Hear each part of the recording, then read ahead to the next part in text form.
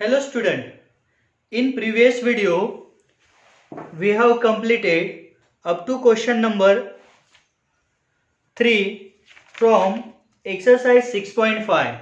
Here I take some question from same exercise. Here I take question number 4. Question number 4 is given.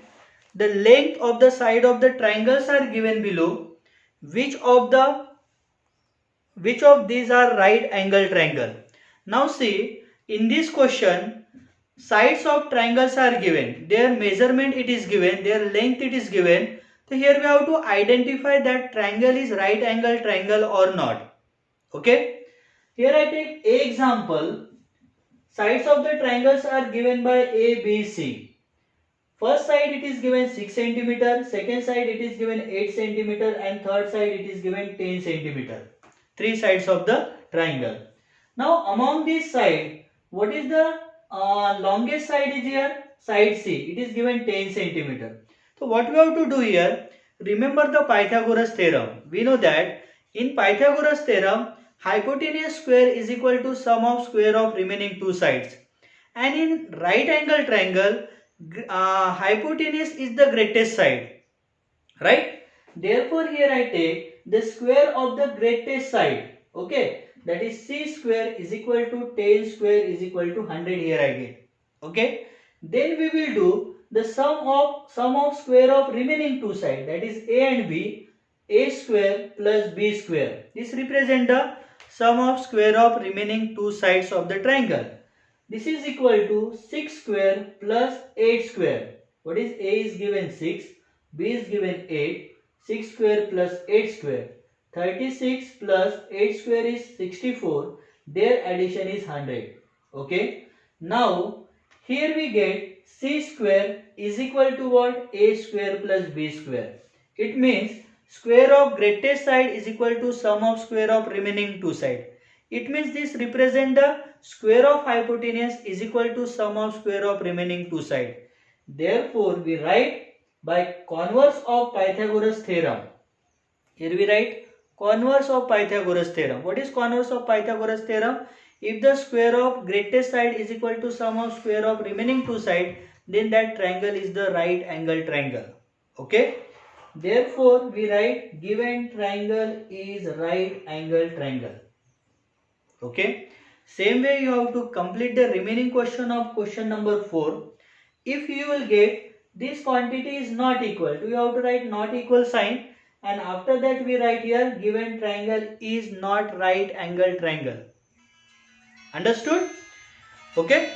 Now see the next question. Here I explain question number 5. Question number 5 is given. A tree broken at a point but did not separate.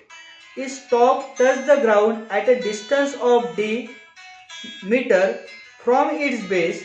If the point where it broken is at a height of h meter from the ground, what was the total height of the tree before it broken? Now see, according to question, here I draw the figure. For example, here we consider BD is the height of the triangle, right? And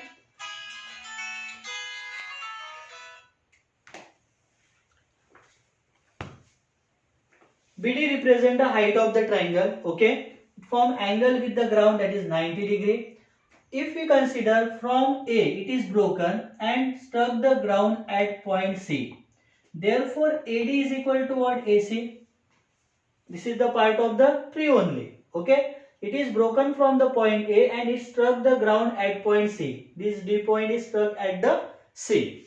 Then this unbroken part, it is represented as the edge and it touched the ground at a distance of D from the tree. Okay, from which point? Point B. Therefore, it is represented as edge and this is represented as D. Now here I take the A example in which distance D it is given 3 meter and height of unbroken part of the tree it is given 4 meter. Okay. Now see, this is the right angle triangle ABC. At B there is the 90 degree. Therefore in triangle ABC here I write angle B is equal to 90 degree. Then we can use Pythagoras theorem. Now what is the Pythagoras theorem? Hypotenuse square, side opposite to right angle. This is the hypotenuse. Okay. Therefore, AC square is equal to AB square plus BC square, sum of square of remaining two sides.